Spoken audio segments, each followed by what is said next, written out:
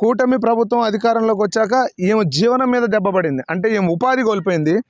ఇప్పుడు ఒక చిన్న షెడ్ వేసుకొని ఒక బాత్రూమ్ సైజు, అంటే ఆమె సామాన్లు మీరు చూశారు కదా, ఒక్కసారి అటు చూపించండి బ్రదర్. అక్కడ కనిపించేవి ఆమె సామాన్లు, ఒక చిన్న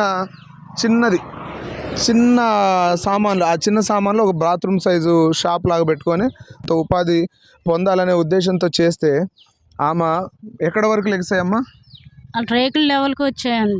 రేకుల లెవెల్కి వచ్చింది. 1,00,000 రూపాయలు పెట్టి మేము లోన్ తీసుకున్నాం, అప్పు తీసుకొచ్చుకొని కట్టుకున్నాం. కట్టుకున్న తర్వాత వైసీపీ వాలంటీర్ అని మొత్తం కూల్చేపించారండి. నాకు ఏ ఆధారం లేకోకుండా చేశారండి.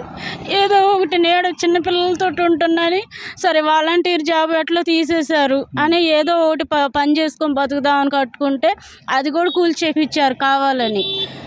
వారం రోజులు కూడా అందరి దగ్గరికి వెళ్ళి నాకు సాయం చేయి.